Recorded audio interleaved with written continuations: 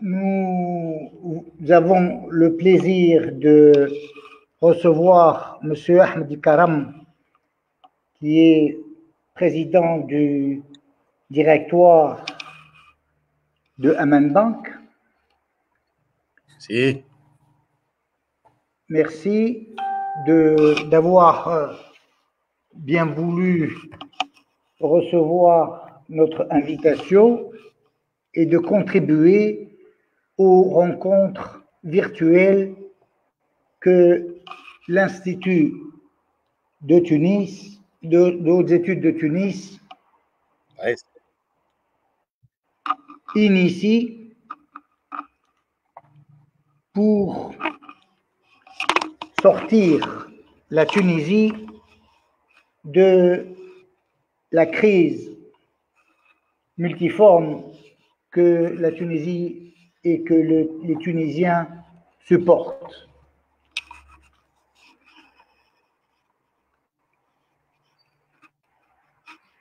Les rencontres virtuelles que l'Institut d'études de Tunis initie vise à associer des professionnels, des universitaires, des académiciens à cette sortie de crise.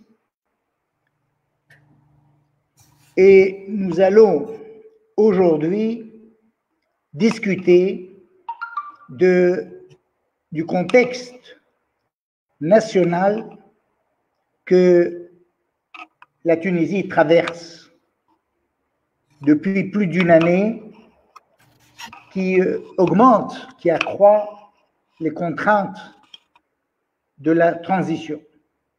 Chute brutale de la croissance économique estimée à 10% d'une année à l'autre, en dépit d'une stabilisation de l'inflation, creusement, et c'est ça les choses les plus graves, du solde budgétaire à 7,5 milliards de dinars fin novembre, réduction du déficit courant à 7,5 milliards aussi en 2020. Les réserves en devises s'établissent à 160 jours, entre 150 et 160 jours. Sauf qu'il y a une décélération de la masse monétaire M3, il y a un renforcement du rythme de progression des crédits et de soutien à l'économie. Et la chose la plus importante, il y a une hausse des besoins de liquidité bancaire depuis à peu près 6 mois. Le deuxième aspect de la politique monétaire, c'est la hausse, la stabilisation du TMM, c'est-à-dire le taux du marché monétaire, à 6 et quelques % d'un mois à l'autre. Un certain nombre de questions nous interpellent. Vous, banquiers, quelle est votre appréciation quant à la crise économique et financière aujourd'hui? Et si vous permettez, nous allons aborder 2 questions fondamentales. La première, pourquoi les lois de la macroéconomie ne fonctionnent plus en Tunisie? La deuxième question portera sur les chantiers prioritaires à engager. Encore une fois, c'est Ahmed, merci beaucoup. À vous la parole pour la première question. Merci beaucoup pour cette agréable invitation qui vient à un moment difficile. Je pense qu'il ne faut plus maintenant être un Nostradamus pour prévoir l'avenir de la Tunisie. Il est tellement clair, tellement limpide que nous ne nous tromperons jamais dans son évaluation. Nous irons vers la catastrophe.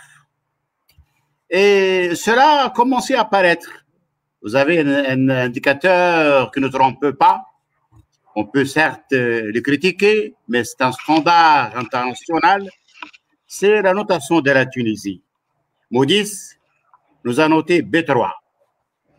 Et là, c'est l'antichambre d'une note de C. Vous savez, quand on est noté C, et si nous n'agissons pas rapidement, ça va arriver pour la Tunisie, ça a pour conséquence immédiate de considérer le pays comme un pays paria, un pays qui va se mettre en dehors du système financier international, qui ne sera plus pris en considération.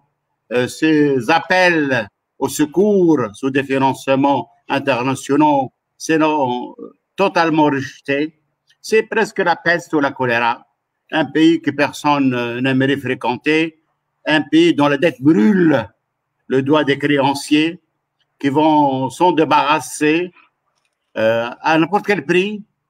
Les créanciers de la Tunisie vendront sa dette à 10%, à 10% de sa valeur. Et ils le vendront à qui? Qui va acheter cette dette qui, malheureusement, est difficilement remboursable? Ceux qui vont l'acheter sont les fonds vautours. Ce sont des fonds qui s'installent principalement de mode occidental, en Amérique, dont la mission est chercher les pays qui sont dans un état presque d'illiquidité, pour ne pas dire de faillite latente.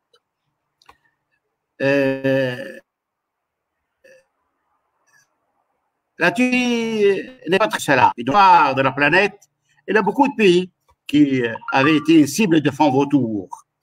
L'Argentine.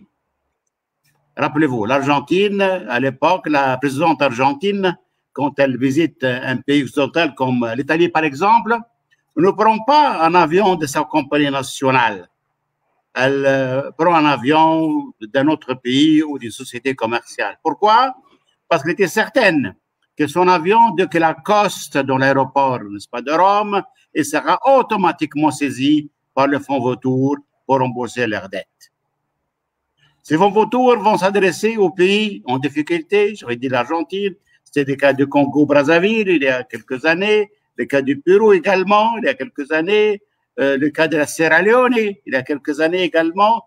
Donc les exemples sont légion.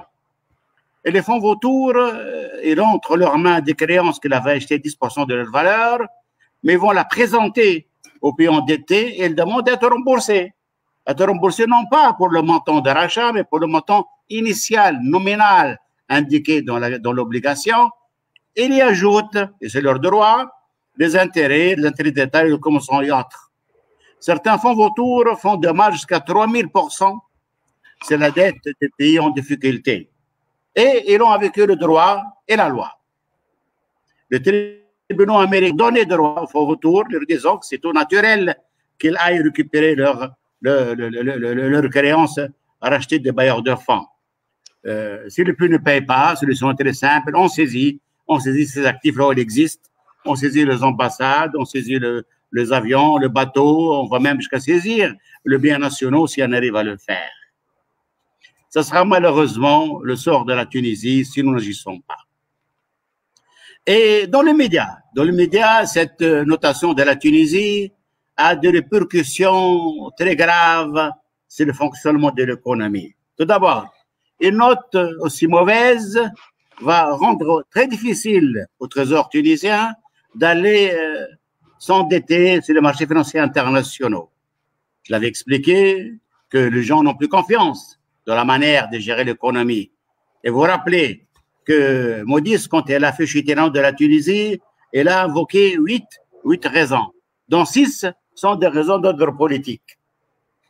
Moody's n'a pas de pouvoir d'agir sur le politique. Donc, les choses se place maintenant du côté de la confiance. C'est que les bailleurs de fonds n'ont plus confiance dans la manière où ils gèrent la Tunisie, dans la capacité de l'appareil politique à sortir de la crise.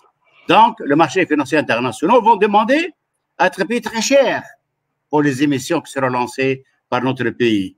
Les taux d'intérêt vont augmenter très sensiblement, ce qui va alourdir le déficit budgétaire, alourdir, n'est-ce pas, le service de la dette et qui va rendre la situation plus problématique. Si les trésors n'arrivent pas maintenant à placer sur les marchés financiers internationaux de quoi financer son déficit, il va inévitablement s'adresser au marché domestique. Mais là, la Banque centrale avait annoncé, faut qu'elle tienne bon, qu'elle n'est plus disposée à donner carte blanche pour financer le fournisseur du trésor par les créations monétaires. Le gouverneur a exigé une couverture, une loi, pour qu'il puisse donner quelques subsides à l'État tunisien.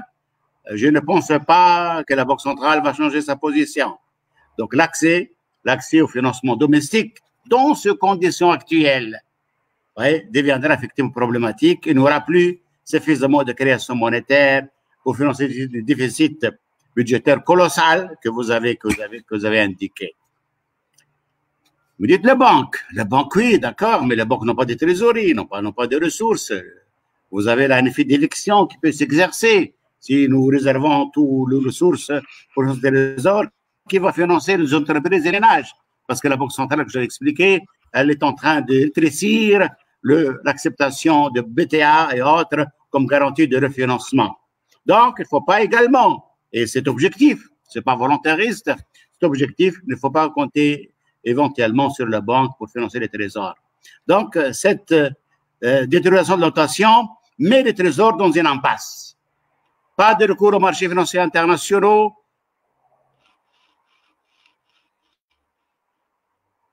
La Banque centrale est pour financer et les trésors et les entreprises et les particuliers, qui va donc financer les budgets de l'État.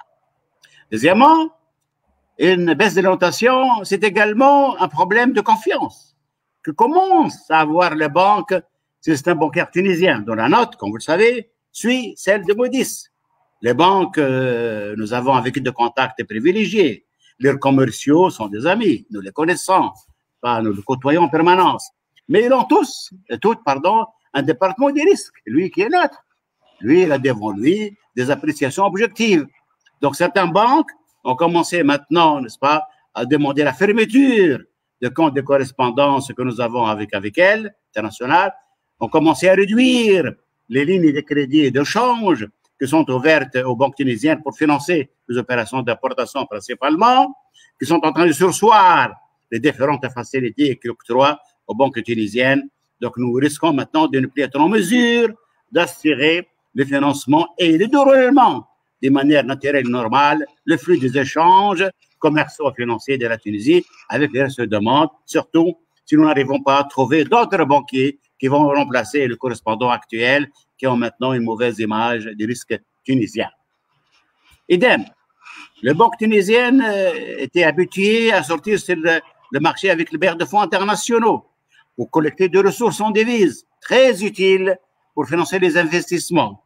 Ces ressources en devises, comme vous le savez, se comportent par un taux d'intérêt fixé par les bailleurs de fonds en fonction des risques Tunisie, par une marge de couverture contre le risque de change fixée par le ministère du Trésor et par la marge de la banque. Or, nous risquons de voir le taux d'intérêt demandé par les bailleurs de fonds augmenter sensiblement parce que la note des banques tunisiennes va se détériorer dans le sillage de la note de l'État et pour votre conséquence, le coût de ces lignes deviendra assez élevé et elles ne seront plus compétitives par rapport aux conditions du marché domestique. C'est-à-dire les clients tunisiens vont comparer entre avoir un crédit TMM plus marge de la banque ou un crédit de la Banque européenne d'investissement, par exemple, dont la Banque européenne, plus commission de risque de change, plus marge de la banque. Et là, nous avons toute sortie qui va dépasser largement ce qu'offre le marché domestique. Donc, même si nous levons quelques capitaux extérieurs, nous ne serons pas en mesure de les employer convenablement pour financer les entreprises, sauf si le Trésor admet enfin qu'elle doit réduire la commission sur le change pour la ramener de 6,5, elle est actuellement à 4% ou même un taux inférieur. Donc, il y aura la troisième problématique, c'est effectivement la difficulté de mobiliser des capitaux à long terme pour les investissements de la PME en Tunisie. Quatrième conséquence, que nous la voyons déjà, c'est cette difficulté que vont avoir les entreprises tunisiennes à s'adonner à l'activité commerciale normale. La plupart des entreprises importent une partie de leurs matières premières, de leurs demi-produits, n'est-ce pas, de leurs besoins d'investissement et autres. Jusqu'à maintenant, le flux commercial se déroule par l'intermédiaire, soit éventuellement de garantie de virement, soit de garantie bancaire ou autre. Alors, les différents fournisseurs de la Tunisie, n'ayant plus confiance dans l'économie tunisienne, vont exiger soit éventuellement le paiement par anticipation, ou éventuellement l'octroi des garanties de paiement des importations extérieures. Cela va alourdir la charge d'importation pour les entreprises. Quand on dit paiement par anticipation, ça veut dire crédit bancaire, pour votre conséquence taux d'intérêt sur les importations, alors que auparavant on le paye par un simple virement. Quand on dit à la livraison, quand on dit garantie bancaire, ça c'est pas un engagement par signature, qui a également son coût. Nous allons donc alourdir les charges financières de nos entreprises à un moment où on est surtout enclin et amené plutôt à les aider, à les soutenir financièrement. Voilà donc quelques conséquences techniques immédiates que certaines personnes ne connaissent pas, ne mesurent pas la portée immédiate d'un abaissement d'une notation de la part des maisons internationales.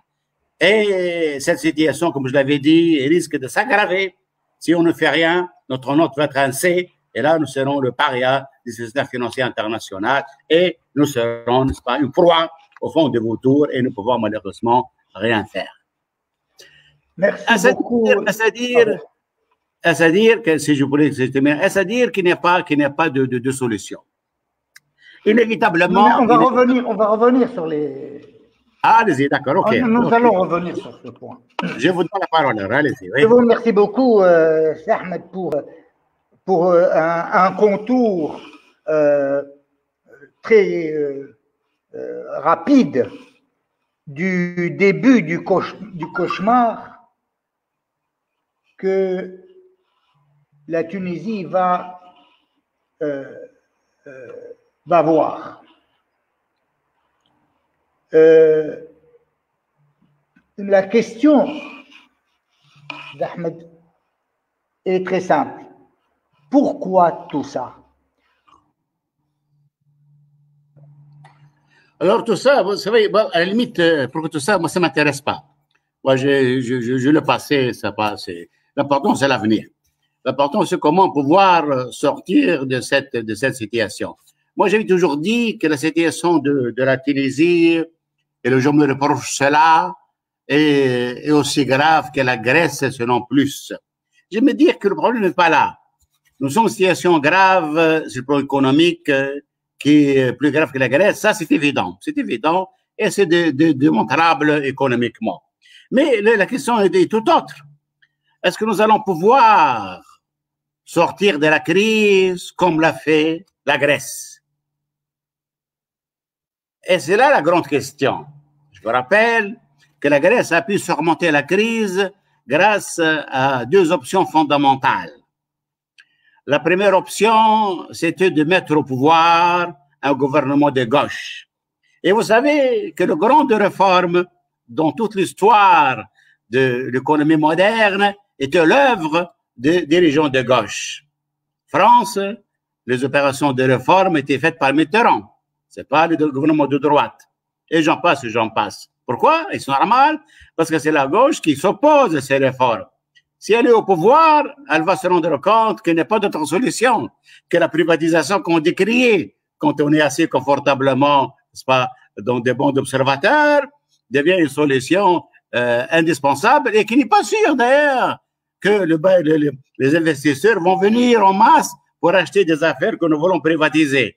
Donc, ils vont s'affronter à la réalité, ils vont introduire quelque chose de raisonnable et de rationnel dans une approche. Deuxièmement, la Grèce avait également opté pour un gouvernement stable.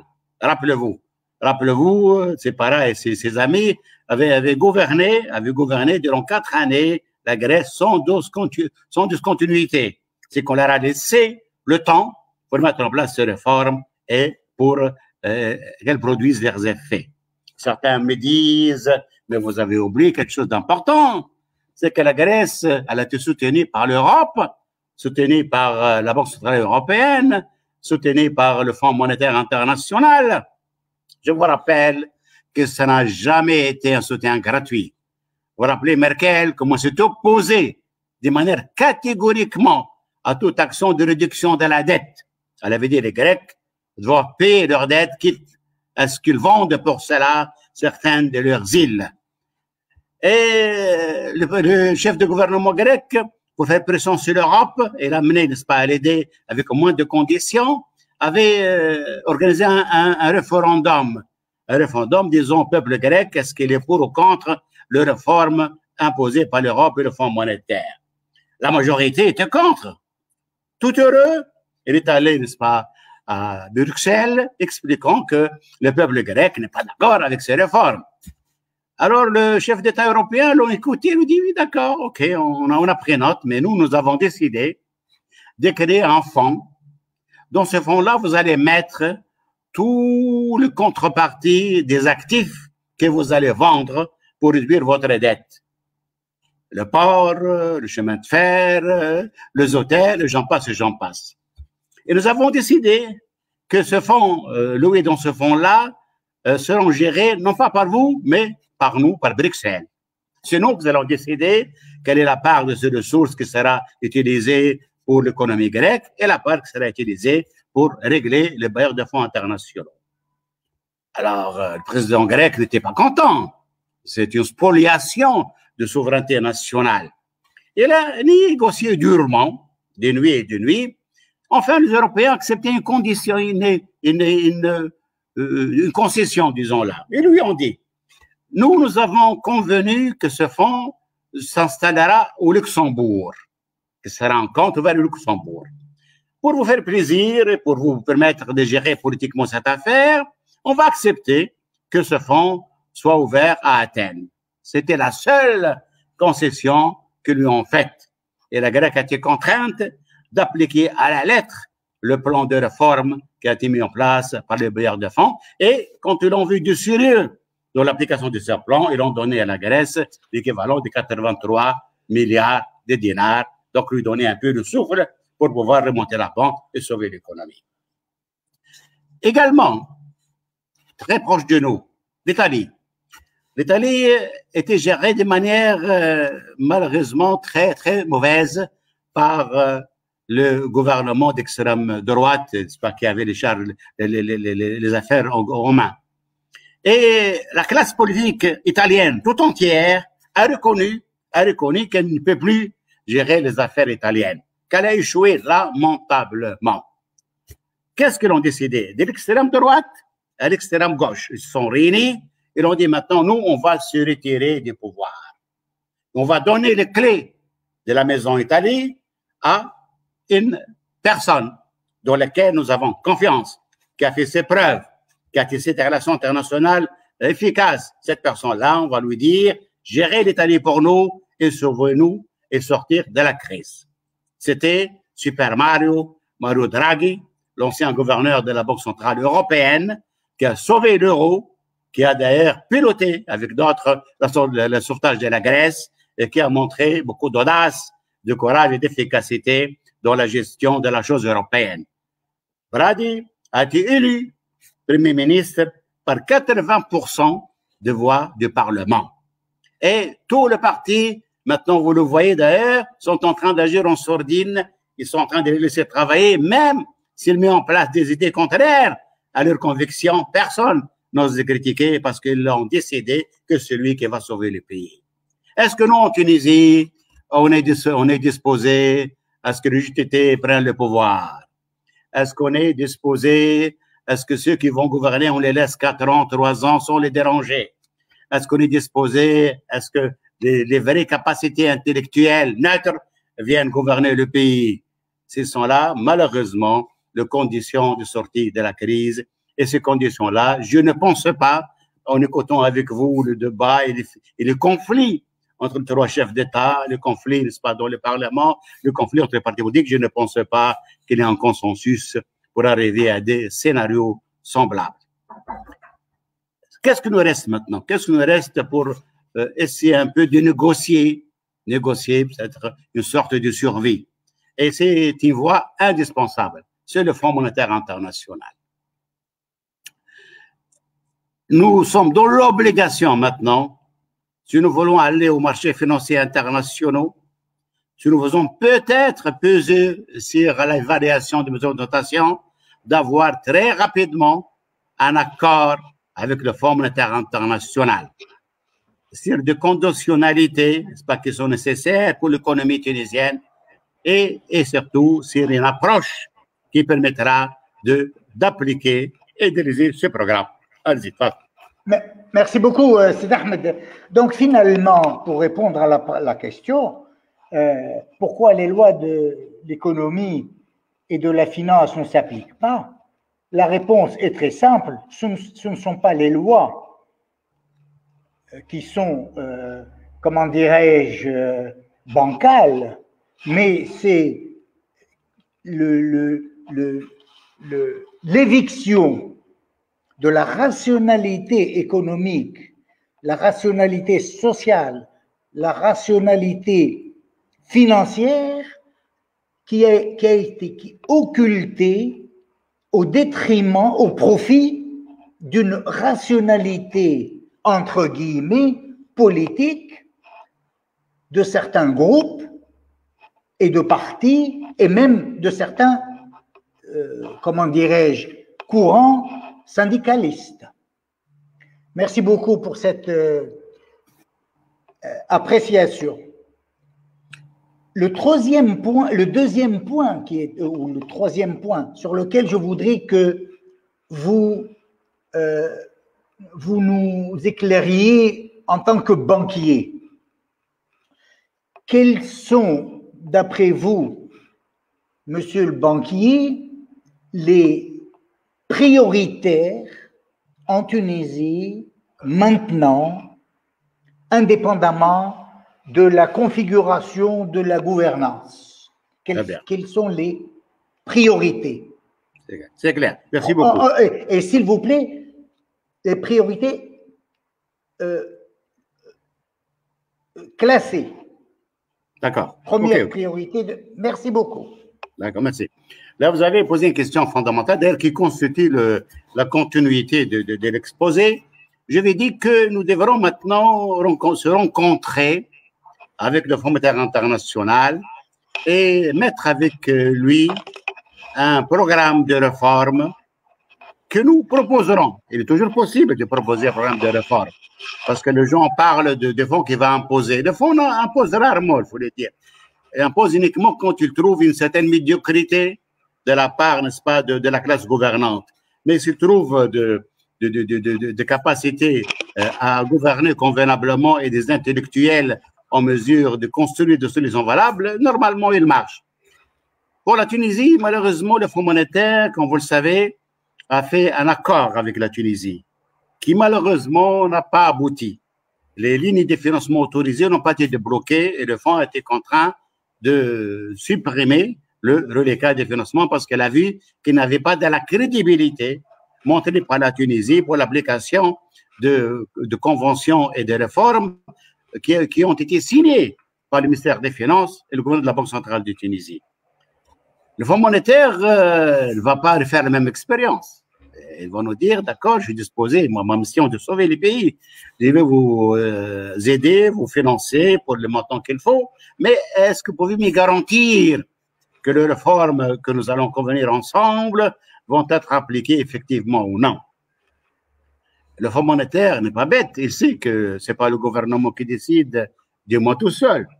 Il sait qu'il a avec lui le JTT, qui est une partie main forte à laquelle il faut négocier. Il sait qu'il y a également d'autres forces parfois occultes, parfois apparentes. Donc je pense qu'il va dire au gouvernement, je serai signataire avec vous, n'est-ce pas, des lignes de financement de réforme si jamais vous amenez ces différents partenaires pour ne pas appeler autre chose, les amener également à ce qu'elles signent avec le ministère des Finances et avec le gouverneur de la Banque centrale que les réformes consensuelles seront réellement appliquées. C'est déjà une grande question de la démarche et des négociations. Que sera maintenant le contenu des réformes? Vous répondez prioritaire. La politique de priorité est le rôle de l'État, qu'il faut définir convenablement, et qui se traduit en deux questions fondamentales. La première question est quel est le déficit soutenable du budget de l'État? Et derrière le déficit soutenable, il y a la dette soutenable. Nous parlons toujours d'un bon déficit et d'un mauvais déficit. Un bon déficit est nécessaire pour relancer les investissements, améliorer l'infrastructure, développer l'éducation, développer la santé, et nous applaudissons quand on voit ce type de déficit. Mais il y a également, malheureusement, mauvais déficit, celui qui ne finance que des dépenses de fonctionnement, sans aucun impact, c'est la création de richesses, c'est la création de valeur. Alors, peut-on tout d'abord amener la construction de ce budget complémentaire? Rappelez-vous, le budget complémentaire de l'État qui a été promis par le chef de l'État au premier trimestre 2021. Nous sommes maintenant en fin mars. On ne voit pas encore ces lois de finances complémentaires. Espérons qu'on va l'avoir au mois d'avril, espérons. Mais cette loi de finances, déjà celle de 2021, prévoit un déficit budgétaire de 6%. C'est 6%. Si on lui-même peut être un indicateur soutenable, nous n'allons pas parler de 3% imposés dans le pacte européen qui ne sont pas de vigueur maintenant, vu le Covid et tout le problème que nous connaissons. 6,5%, si nous pouvons effectivement réaliser, c'est valable. Mais est-ce que, c'est ça la vraie question, est-ce que l'autre finance telle qu'elle est présentée permet de réaliser ces déficits de 6,5%? Les hypothèses et le sous-bassement, si nous les analysons de manière approfondie, nous amènent à un déficit qui dépassera largement les 6%, malheureusement. J'ai donc deux indicateurs. Les recettes budgétaires ont été faites, c'est la base d'une croissance économique de 4%. Moi, je vais bien qu'en 2021, nous faisons 4% de croissance. Mais la cadence à laquelle les choses ne nous permettent pas d'avoir les 4%. Et d'ailleurs, même ceux qui avaient prévu 4% sont maintenant en train d'élever à la baisse leur objectif de croissance.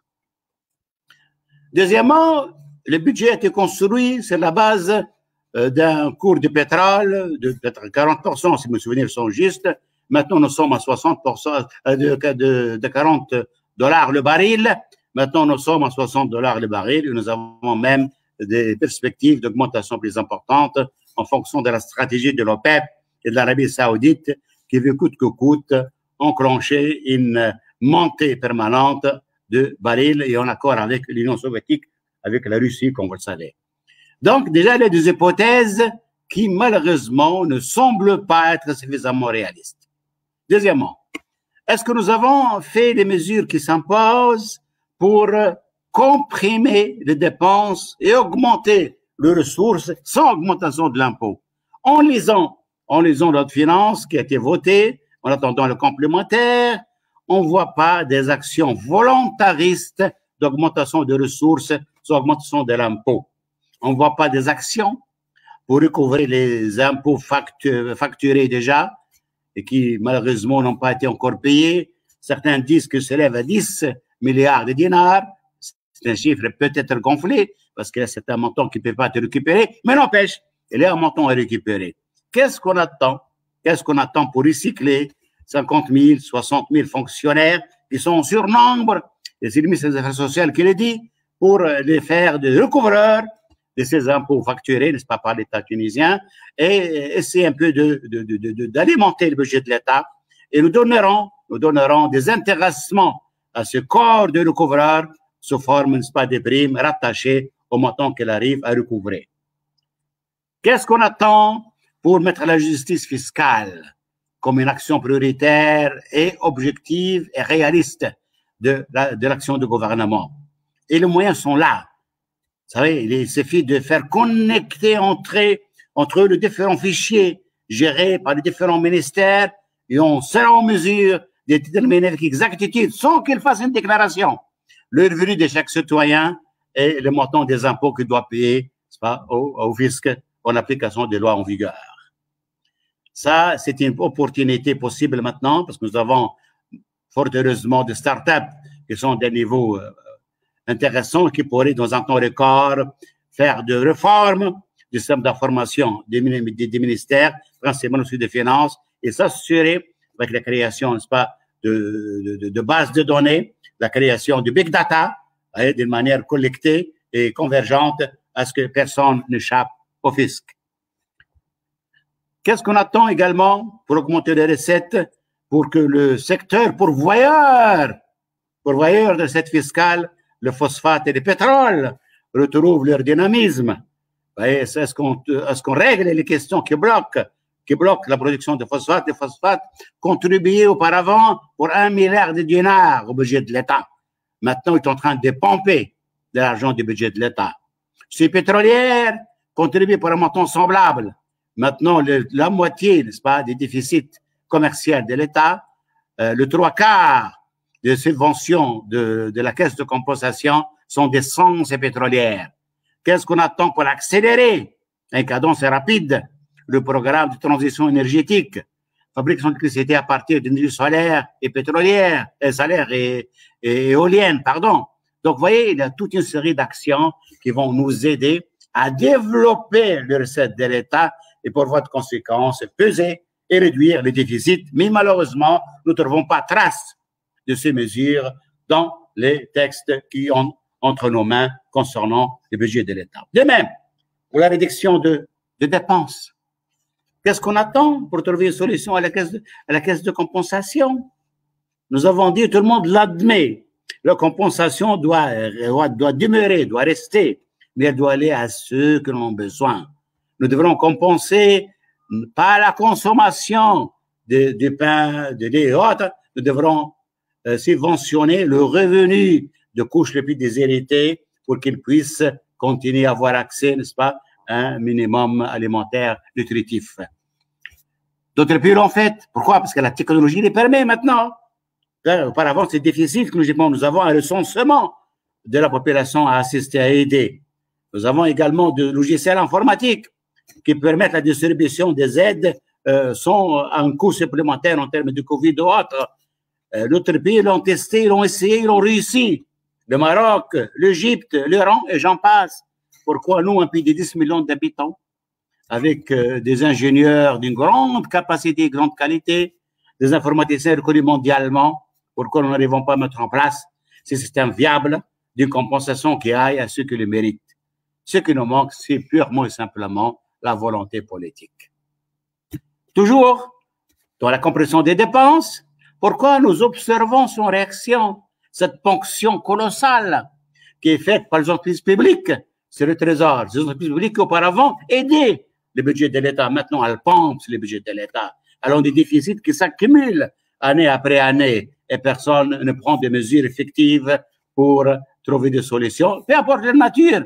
Moi, je suis maintenant fatigué de dire que n'oubliez pas la privatisation, c'est une solution rationnelle, économique, qui n'a rien à voir avec le dogmatisme.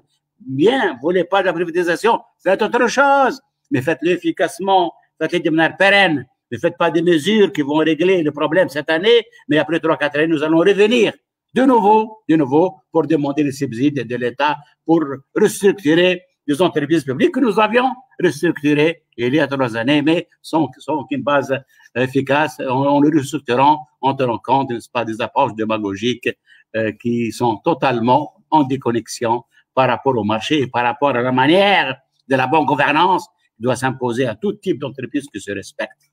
Voyez donc nos axes sur lesquels le Fonds monétaire s'est réduit.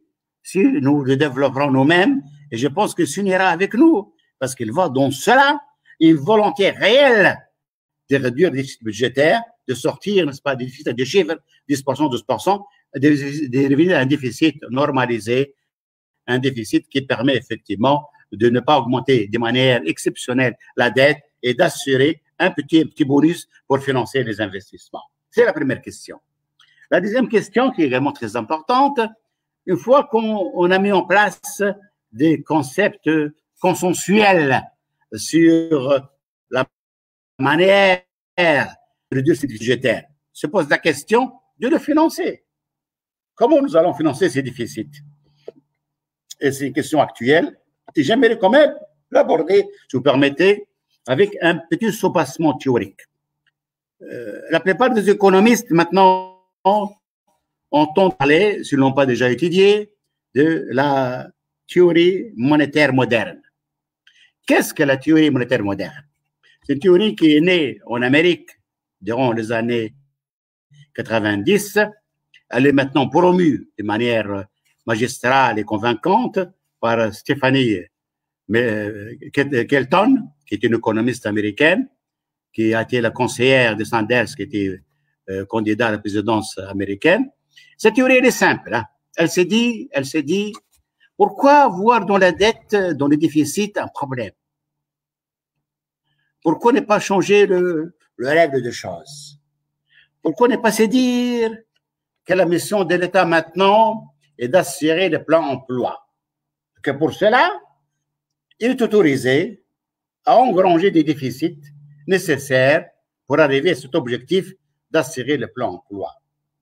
Et que pour cela, on n'a plus besoin de la Banque centrale pour le financer. Donnons la fonction de la création monétaire au Trésor, qui créerait autant de monnaie qu'il le voudrait pour assurer son objectif de plan emploi. Certains vont vous dire, d'accord, c'est quelque chose de merveilleux, plan emploi, soutien de couches défavorisées, c'est excellent, c'est ce que nous demandons de l'État. Mais si vous allez tirer, c'est pas, par des créations monétaires, vous risquez l'inflation. Que disent les tenants de la TMM, la théorie monétaire moderne? Disent que ça ne tienne. Si l'État se rend compte qu'il a tiré, disons, trop d'argent, c'est la création monétaire pour le déficit, il n'a qu'à détruire cette monnaie qu'il a créée grâce aux impôts. Il augmente les impôts, la liquidité supplémentaire inflationniste regagnera les caisses de l'État et les choses vont s'équilibrer jusqu'à une nouvelle étape, c'est pas, de croissance économique. C'est vraiment séduisant, cette approche. Mais elle s'applique. Et d'ailleurs, les gens de la théorie moderne les disent clairement, elle s'applique dans les cas d'une économie qui est tout d'abord efficace, qui est deuxièmement bien gérée, et qui, troisièmement, ne subit pas de crises profondes et structurelles. Parce que le dérapage est là. Ce que nous pouvons faire de ces déficits, de la manière de les financer de manière, disons, laxiste, quelque chose de naturel, et ça ne le reste pas dans cette procédure, dans cette approche, et ce qui était provisoire pour créer le plan emploi de ces choses deviendra permanent. Là, nous allons peut-être entrer dans une inflation durable que nous n'allons pas pouvoir comporter. Et donc, par exemple, que cette politique de TMM s'applique en Amérique, où effectivement, tout d'abord, il faut reconnaître que l'Amérique a une monnaie forte, c'est le dollar américain. S'applique au Canada, Japon également, l'Australie également. Ce sont des pays bien organisés, des pays qui n'ont pas de problèmes structurels majeurs, qui n'ont pas de déficits exceptionnels et qui, effectivement, peuvent tenter des actions novatrices en termes de création monétaire pour la création de l'emploi. Les autres pays doivent faire attention, très attention, parce qu'il ne faut pas jouer avec le feu. Très attention et ne pas effectivement considérer qu'un déficit, il faut l'accepter puisqu'il a été décidé par le gouvernement. Parce que nous ne sommes pas à l'abri des opérations de financement des déficits qui ne soient pas utiles pour l'économie, mais utiles pour certaines approches politiques. Quand vous recrutez en masse et main-d'œuvre qui n'a pas d'emploi clair et stable, qui n'a pas un profil de carrière, je ne vois pas où on va créer les richesses. Quand vous financez des projets qui ne sont pas rentables sur le plan régional ou national, je ne vois pas où il y a création d'emplois. Donc, les approches de la théorie monétaire moderne, il faut le reconquérir. Mais nous devrons le traiter avec beaucoup de précautions et ne pas tomber dans ce laxisme d'un déficit qui serait nécessaire parce que le gouvernement a le monopole de la farce et on voit de conséquences. Il sait qu'est-ce qu'il fait et s'il demande un déficit, il faut l'octroyer cela, peu importe les conclusions sur l'inflation. Là, il a les impôts qu'il peut utiliser pour les réguler. Et les impôts en Tunisie, est-ce qu'ils les régulent? Est-ce que nous n'avons pas, nous, 50% de l'économie qui est dans la formelle, qui ne paye absolument rien? Est-ce que nous ne risquons pas d'augmenter la pression fiscale qui est déjà très importante sur la couche la plus productive de la population? Donc là, il faut faire très attention. Pourquoi j'ai dit ça? J'ai dit ça parce que j'ai entendu parler beaucoup d'économistes disant réduisons l'indépendance de la Banque centrale, permettons des financements du Trésor de manière directe, voyez, par le site d'émission. En fait, compte transformer le site d'émission, la Banque centrale, en un département du ministère des Finances dont la seule mission, c'est d'écrire de la monnaie pour financer les déficits.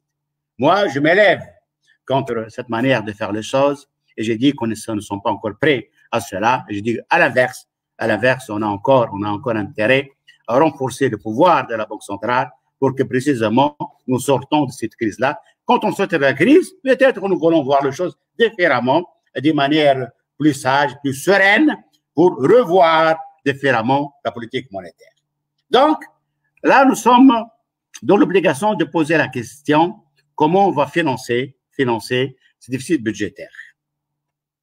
Actuellement, le 2 du premier mois, le Trésor a utilisé des moyens classiques.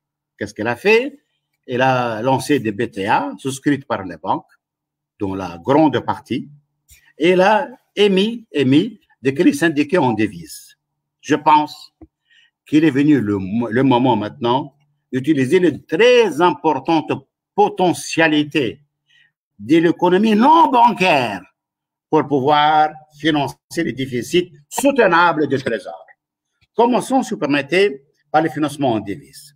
Vous savez que les banques tunisiennes, quand elles octroient des prêts syndiqués à l'État, elles utilisent des devises des résidents qui sont conservés dans des comptes chez la Banque centrale. Parce que nous, on n'a pas le droit d'utiliser librement ces devises. Donc là, le montant excédentaire, on le place à la Banque centrale à des conditions d'émission très, très faibles pour ne pas dire nu. Donc, quand le Trésor émet un emprunt en devise, c'est une opportunité pour les banques de pouvoir utiliser ces ressources gelées, entre guillemets, à la Banque centrale pour financer l'État tunisien. Le Trésor également trouve avantage parce qu'au lieu d'aller au marché financier international s'endetter à 9%, par exemple, il va s'endetter à 2-3%. Donc, il mobilise des capitaux en devises sur le marché domestique à des conditions largement inférieures à celles du marché international. Et ça marchait à merveille. Chaque année, vous avez une ou deux émissions qui donneront au Trésor 1,5 milliard de dinars en devises. Mais cette manne qui est entre les mains des banques va s'épuiser un jour.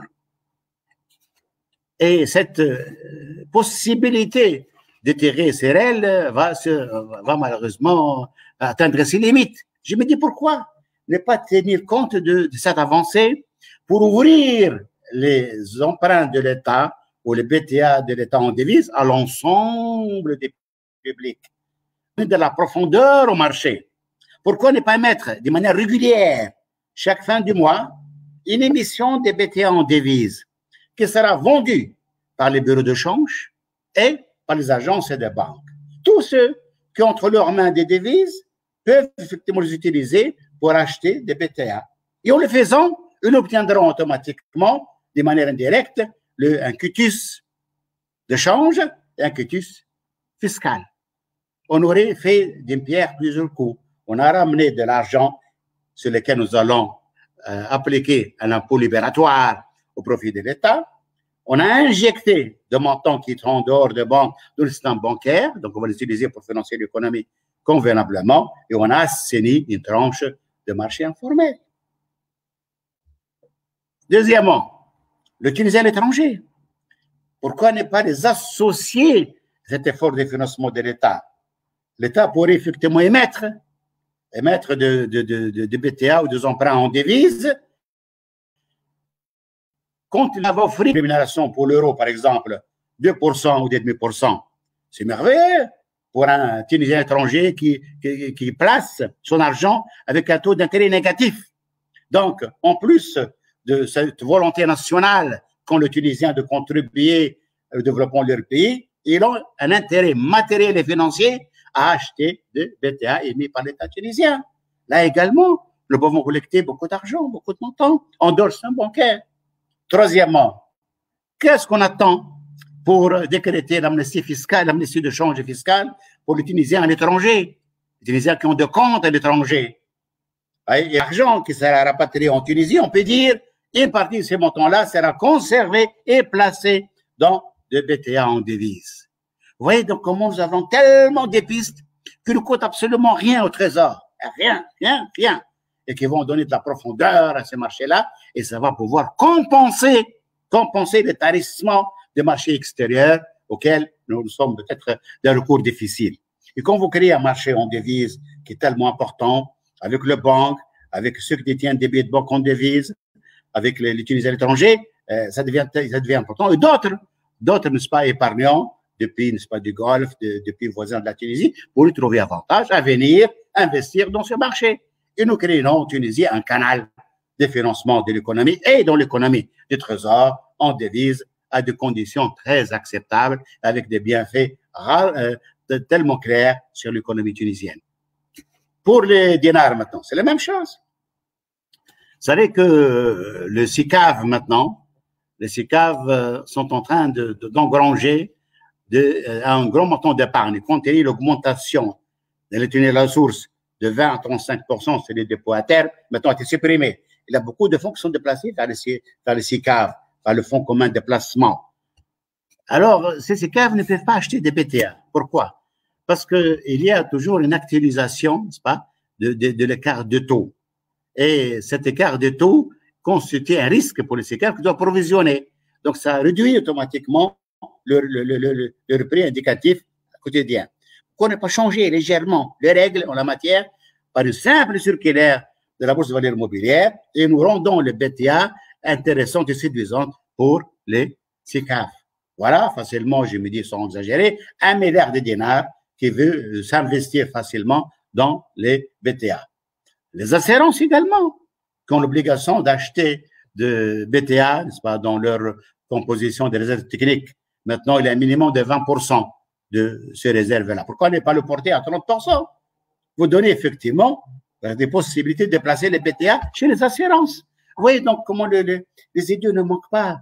Pourquoi ne pas décréter une amnistie des billets de banque? Ça veut dire tout ce qu'il y a à peu près 15,7 milliards de dinars de billets de banque qui circulent dans l'économie. Pourquoi ne pas faire une amnistie de change, une amnistie fiscale et dire qu'une partie de ces BTA, de ces billets de banque sont utilisés dans l'achat des BTA? Donc le Trésor, s'ils s'ingénient, s'ils se mettent à réfléchir en dehors de sentiers battus, ils vont trouver des moyens de financement de leur déficit soutenable toujours, sans pour cela aller commander à la Banque centrale de Tunisie le moyen d'accepter de créer de la monnaie pour financer leur déficit. Ils montreront, n'est-ce pas, une puissance financière, ils créeront du circuit, ils feront effectivement leur contribution à avoir une indépendance vis-à-vis de ce type d'émission et, par votre conséquence, vis-à-vis des marchés financiers internationaux, et également, ils créeront ce qui va aider à l'émergence d'un vrai marché financier de titres publics, d'un open market, des marchés financiers de titres publics qui seraient à la hauteur de ce qui existe dans les économies internationales. Voilà un peu les deux actions prioritaires. Donc, je le résume. Réduire les déficits budgétaires, financer les déficits par des moyens non monétaires, engager les réformes qui sont nécessaires pour le déficit, principalement la caisse de compensation, la transition énergétique, la situation des entreprises publiques et la justice fiscale.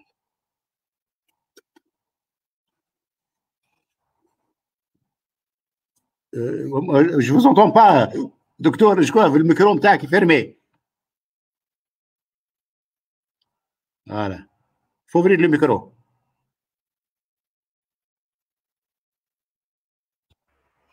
Allô? Voilà, oui.